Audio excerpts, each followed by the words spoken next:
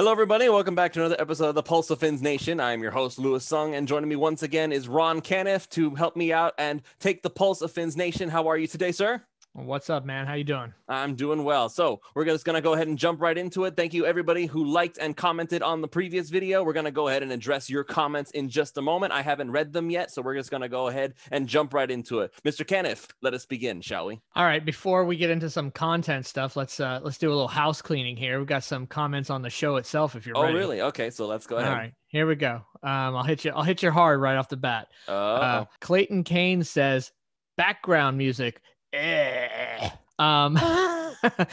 Special says, "Oh my God, what is that annoying music in the background? I had to stop watching after a couple minutes. Gringe." I think he meant cringe, but that's okay.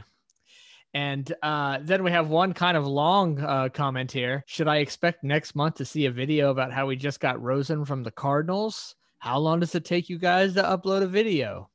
By your own mouths, this was made in May. By the tweet, it was May 20th.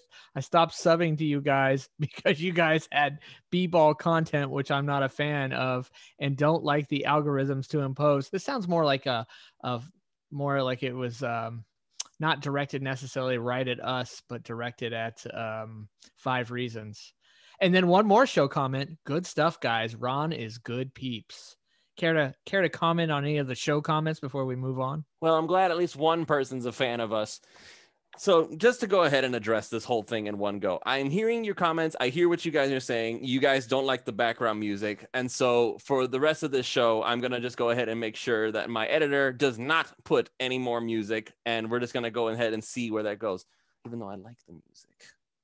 But anyway, I kind of like the music too. At the end of the day, it's the audience that matters. So if the audience says no music, then cut the music. All right, so turning off the music now. No, I'm just kidding. No, we're gonna make sure the music is off because I don't want people to click away from the video before it even begins. So we'll go ahead and now you do realize next week we're gonna get a bunch of comments about, "Oh, why'd you take away the music? I love the music." We'll see what happens. We'll see what happens. So anyway, let's go ahead and get into some actual comments here. So we'll go ahead and jump right into it. So some Dolphins comments, please. All right, so here's Dolphins comments. Tua, I'm not sure who this Tua person is, but I guess we'll roll with it. "Even with a busted hip, got drafted ahead of Mac." All right, so Tua getting drafted ahead of Mac Jones. Very much true. Tua was number 5 overall in 2020, even with that hip injury, because everybody assumed that he was the consensus best player before that injury happened. We all know this. We know this to be fact. And you, Mr. Alabama man himself, would probably have agreed with that assessment. I'm actually wearing a Bama. I didn't even think about that. I was wearing a Bama shirt. Hey, I got the right back here. Got the Dolphins. There you go. Yes, I am a Bama fan, and yes, honestly, as far as a college and a college player and a pro prospect, yes, Tua was ahead of Mac. Mac actually surprised me last year. I had concerns about them going with Mac, and it worked out. He still played really well. He really improved. I did not see him being a top pick or a first round pick at all going into last season. But, he really proved himself out there. Yes, he did also have talent around him, as did Tua. I understand Tua detractors like to point that out continuously. But Tua definitely the better college player and the better pro prospect. We'll see what the actual pro results end up. It doesn't always end the same. No, it doesn't always end the same. But do you feel like that people are underestimating Mac Jones, or do you feel like he's being hyped up way too much? Like, what makes him different from Tua, that Tua's the better prospect in the first place? I think Tua's more accurate for starters. I'd say he's a lot more accurate. I feel like he just reads from a college perspective. He just read the defense well. He made the tighter throws so much better. The crossing patterns. I know everybody thinks that, Tua throws the ball 10 yards and then, they run at 70, but understand that especially in college in that RPO, he had to make the initial read in the RPO, and then he has to make those throws. A lot of times they're crossing patterns right in the middle of the field. You got linebackers, you got, you got safeties, you got cornerbacks, you got everybody kind of converging. And a lot of times it was extremely tight throws against guys running full speed across the field or at angles. It's not easy. Those aren't easy throws. I know people think that, it's just 10-yard passes. Well, it's not 10-yard passes the guy standing stationary. It's 10-yard passes, thrown on a dime, and a lot of times heavy traffic with a very tight window.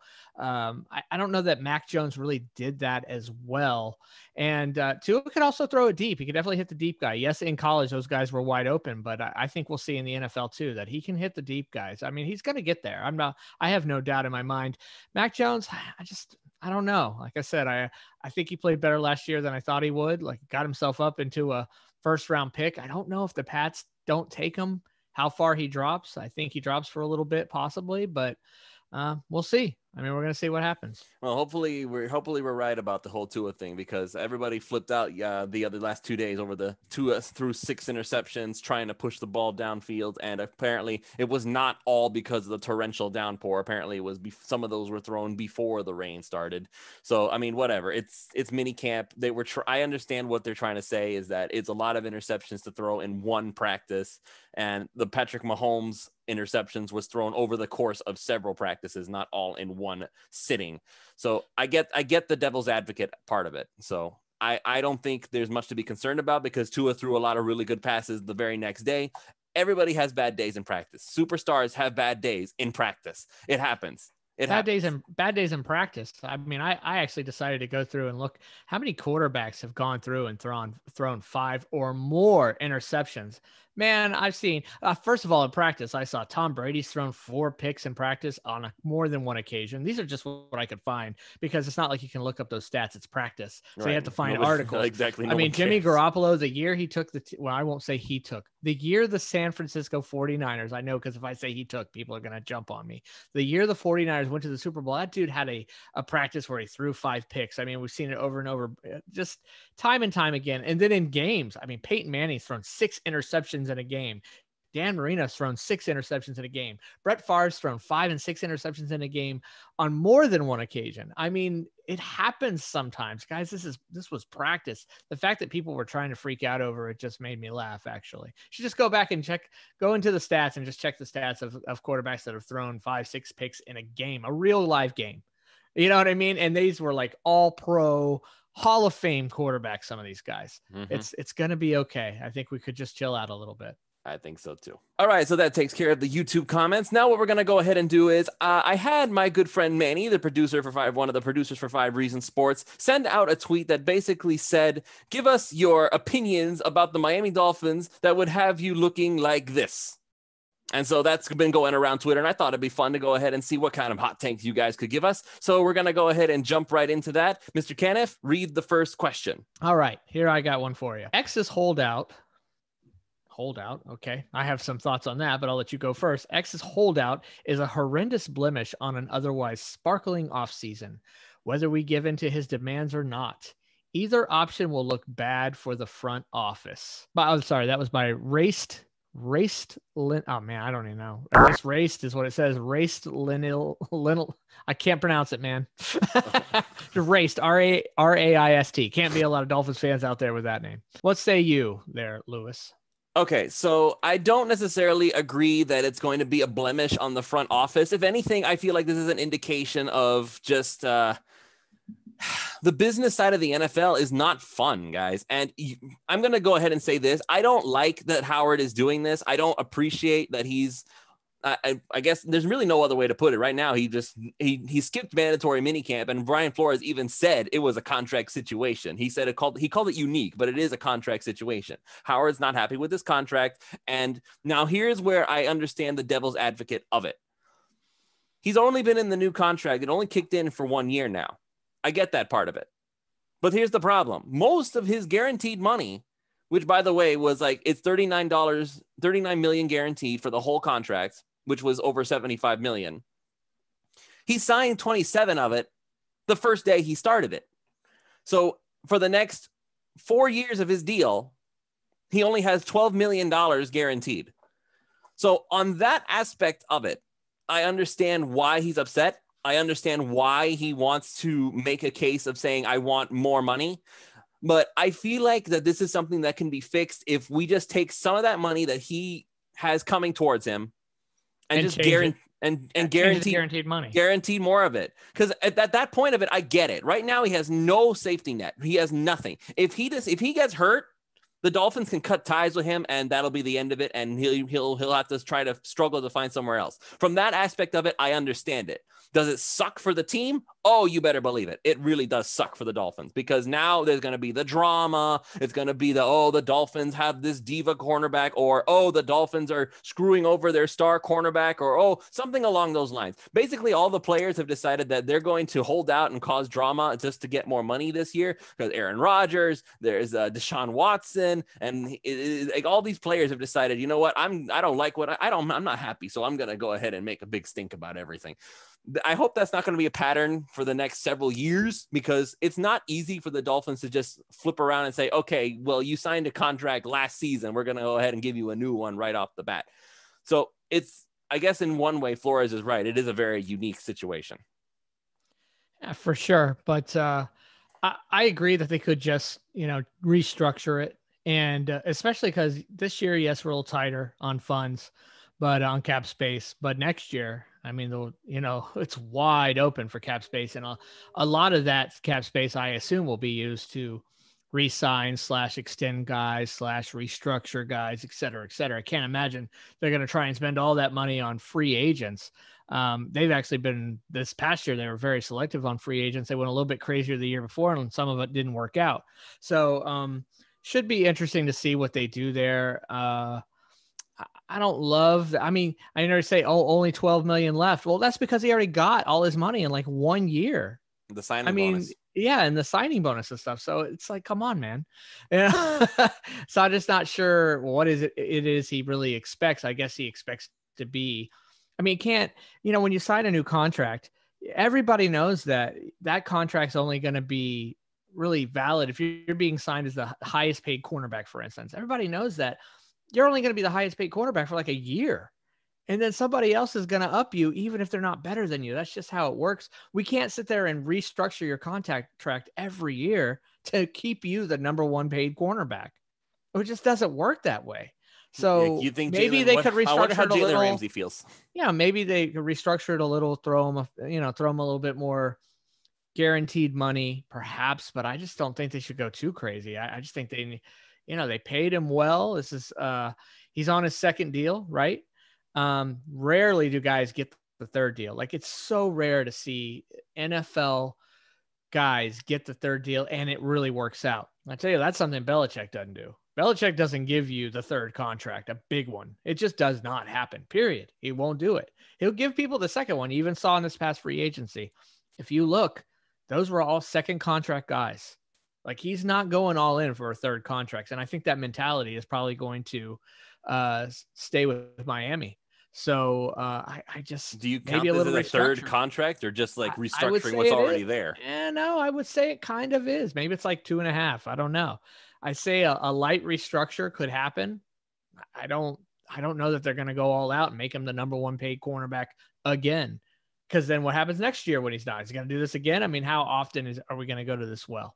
That's my thoughts on it. All right, sir. Here's another comment for you. Anyone who says we know how good Tua is going to be at either end of the spectrum, just let it happen. And that's by Father Keanu, I guess, like Keanu Reeves. So at Natron Bacon. Okay. It's true. We know for a fact that I don't really consider that really much of a hot take, to be perfectly honest. I said, let the man go. He's not changing nothing. To say that, well, then again, this is Twitter. Maybe he has a point. Like, you can't be neutral. Neutral is probably the most attacked stance there is to have.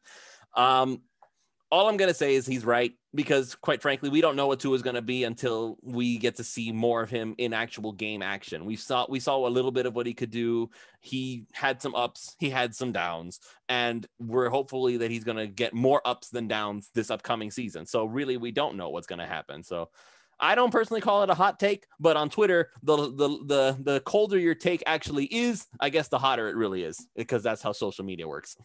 Yeah, definitely.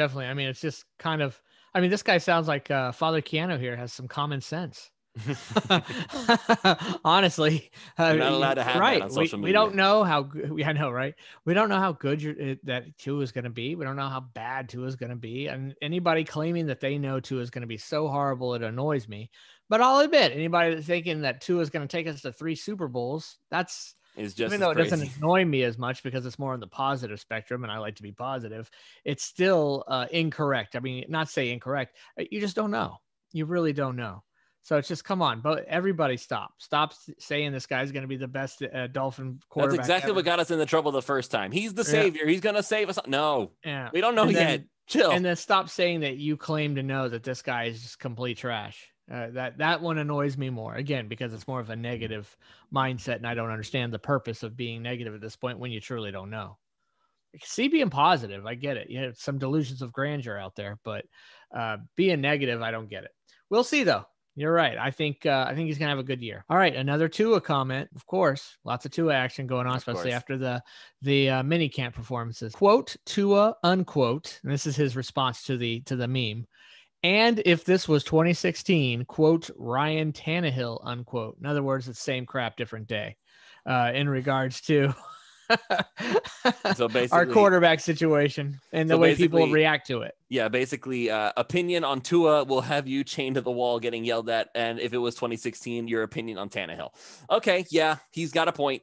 I feel like that these last 2, I guess you can say, would you call them eras, regimes? Like, how would you put it? Because we've had 3 head coaches. I kind of consider it an era. Like Ryan Tannehill is regime because we had 3 Tannehill coaches. Went through a few different. He had Philbin and he had Gase, but I'd say it was the Ryan Tannehill era. It was long enough. What, 7 seasons that he played? 7 seasons. Yeah, pretty much. Yeah, that's an era to me, especially considering how many quarterbacks we'd cycle through ahead of that in a 20-year or 18-year, however it was span.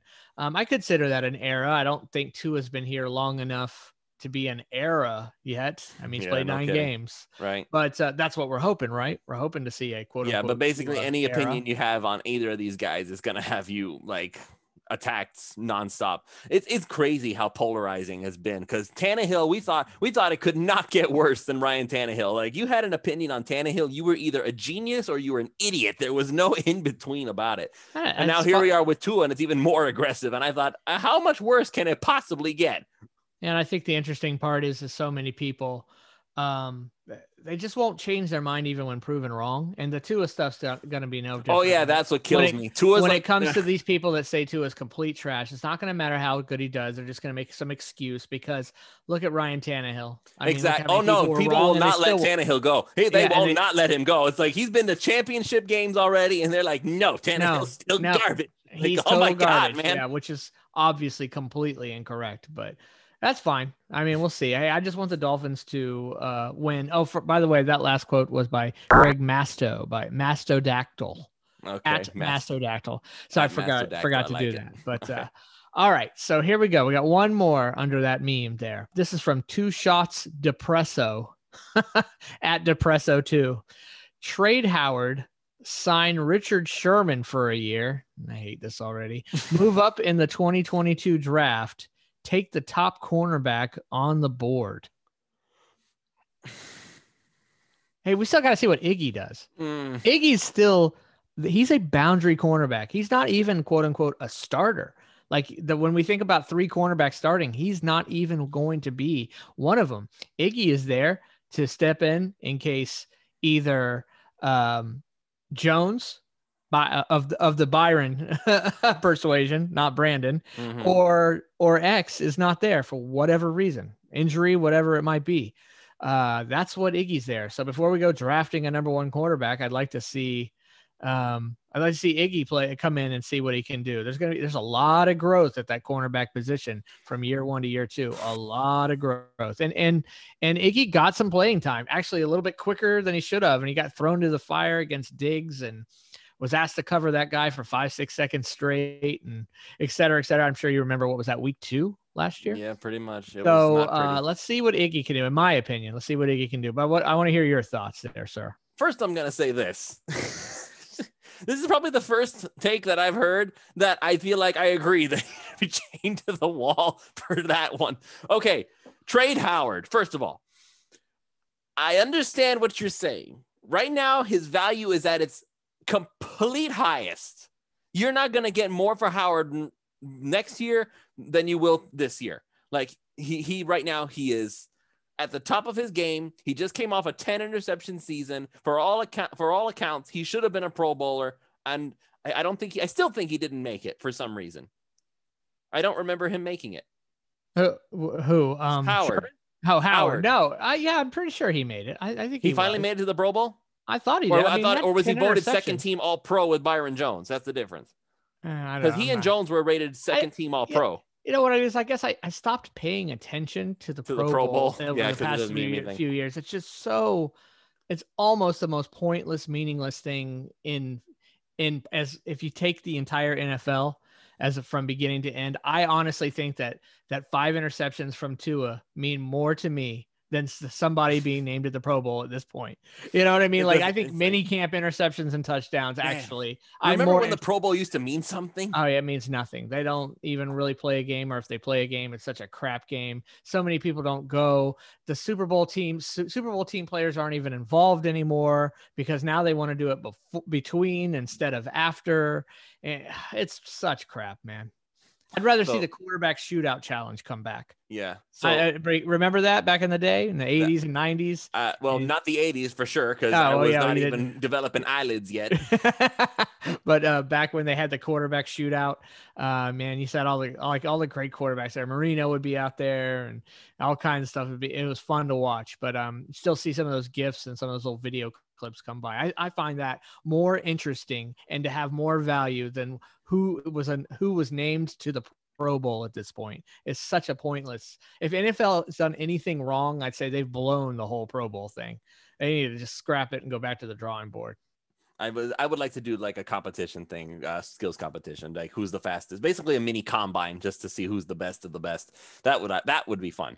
But anyway, as far as trading Howard, if you're gonna be able to get a first round draft pick for him, like you did Jalen Ramsey, then I'd be all, you know what? If he really can't, like, you could get one first for Howard. These people that think you could get 2 or 3 first, they're kidding themselves. But you could get one first and maybe like a lower pick. If you can get a first rounder for Ramsey, you can get a first rounder for Howard. I agree, 100%. So, but if you can't, but this is only if you can't resolve the issue, because here's the problem. His solution was to sign Richard Sherman, who I can name a number of problems right there. 1, he's a lot older than Xavier Howard. 2, the last time we saw him play, he was definitely not the Richard Sherman of the Legion of Boom, okay? And 3, he's a headache in his own right, man. Like, you can like Sherman and what he says. You can appreciate how he speaks for the players and all that or whatever. That you cannot deny that the man is kind of a headache to deal with sometimes. So you're going to trade one headache for another headache, an older headache, by the way. Older and slower headache. An older and slower headache. Bigger mouthed headache. And then you're going to draft another corner in 2022, the best available one, even when, like you mentioned, like without even seeing what Noah Igbenogany can do.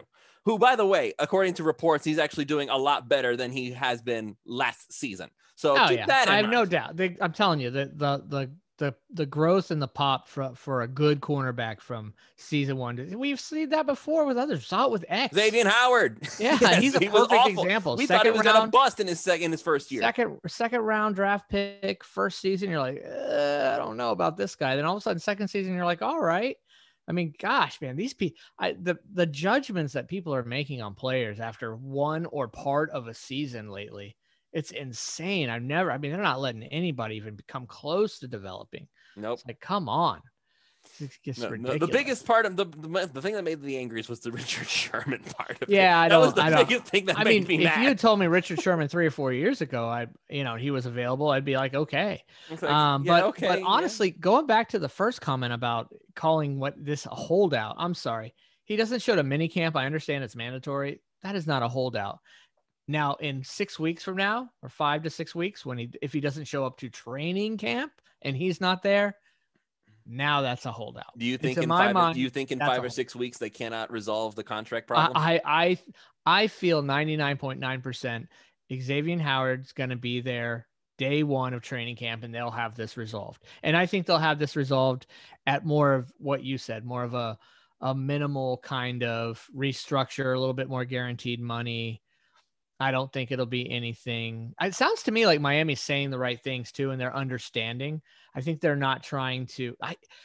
I believe that Flores wants X on this team. I mean, he made it abundantly clear. He told the media, make sure you write about this, you guys, or else I'm going to come for you. Exactly. He wants it known to X that he wants him here. He likes him. He's not playing any hardball with him, not trying to play hardball to the media with him. Oh, next man up. Who cares? Like, there's none of that attitude. He wants that defense. He wants every player on that defense there week 1 against the Patriots. We play the Patriots week 1. Yes, again, we right? do. I feel it's we like sure do. We open with New like England. a time loop.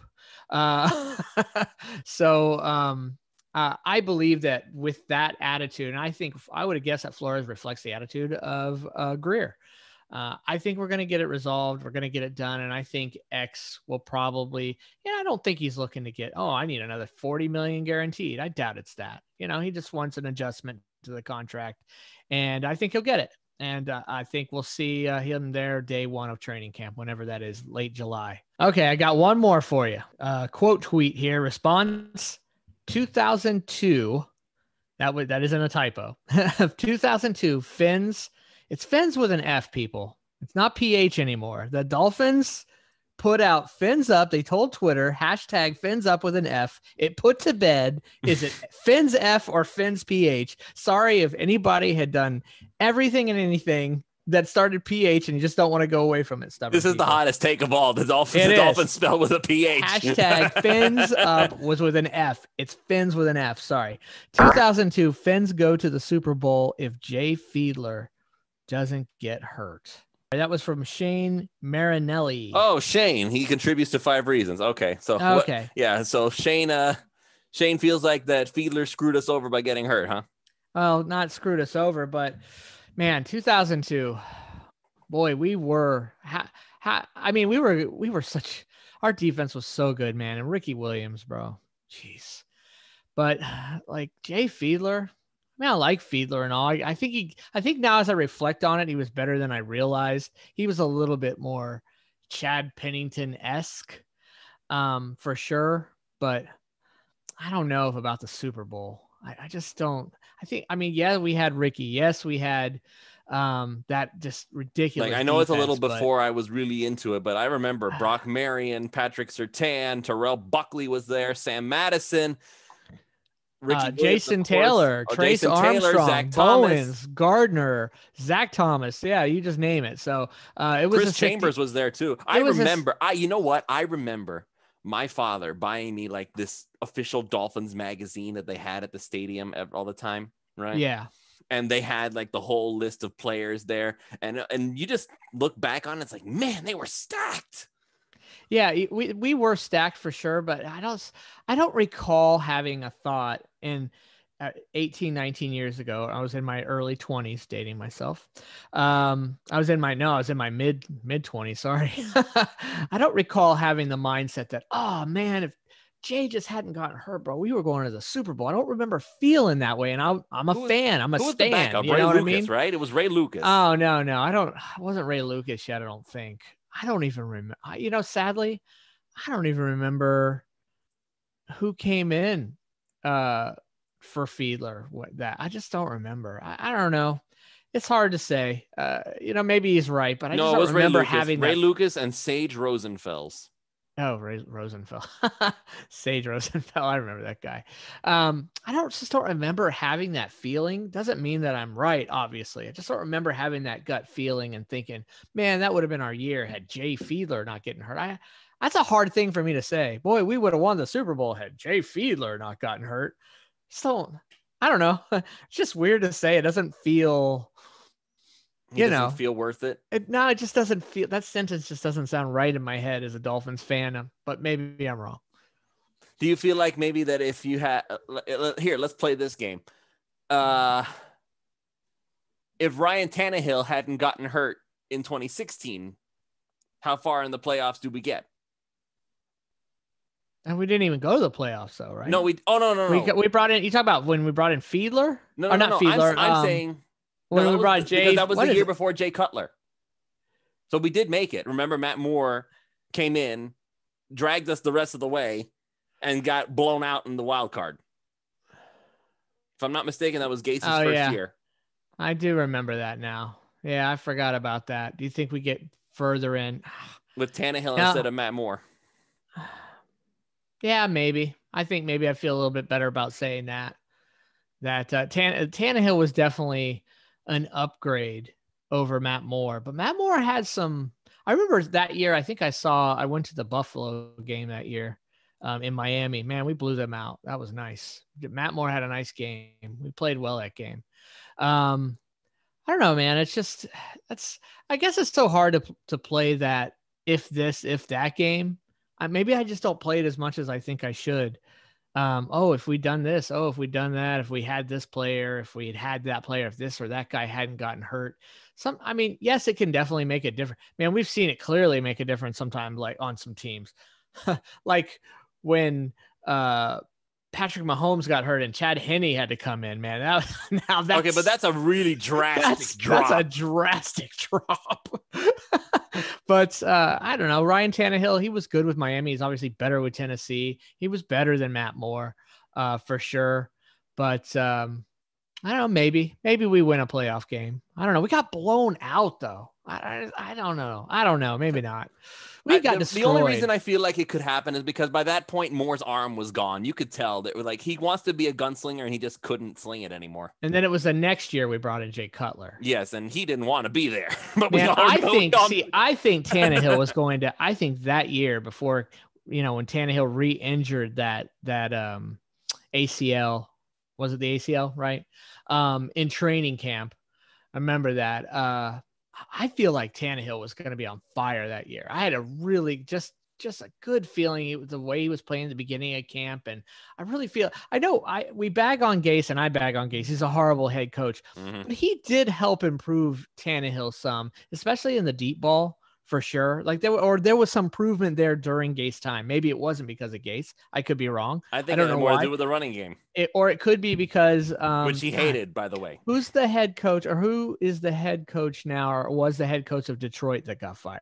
Matt Patricia. He was our he was our quarterback. No, maybe it wasn't this. It was who's Cincinnati's head coach? Zach Taylor. Zach Taylor. He was our That's quarterback's Mike Sherman's coach. Son-in-law. He was our quarterback's coach at the time. I mean, some people may, or most people will probably know, some people may not know. He was our quarterback coach at the time. I had to say, he seemed to improve Tannehill. Maybe it wasn't Gase. Maybe it was Zach Taylor that helped improve Tannehill a little bit. Nope. For sure. Definitely Tannehill's having some improvement. I thought he'd had a real good season the next season. So I wonder what the next season might have looked like with Tannehill instead of Jay Cutler. I would like to see, but that's a whole season. How am I going to play that out? You know what I mean? All right, sir. That's what we have for today. And that took a lot longer than I thought it would, honestly. But hey, you know what? Hopefully everybody out there appreciates the musicless version of the Pulse of Fins Nation. More music, less music, more talking. Yes, less music, more talking, and maybe we can hear the heartbeat a little bit. We do hear the heartbeat, folks. We turned off the music for you because that's what you guys asked for as far as your prescription. So we'll go ahead and fix that up for you. And hopefully you guys like this episode a little bit better. As usual, leave a like, leave a comment in the comment box below, and we'll make sure to get to you the next time we'd have an episode, which will hopefully be next week, because again, we're going to address the last comment one more time. We are going to try to be more consistent with this show. We don't want to leave you guys hanging for a long time, and I promise this will be out promptly. This is not going to take 3 weeks to get out this time, I swear. So anyway, with all that said and done, thank you so much for joining us, and we'll see you all next time. See ya.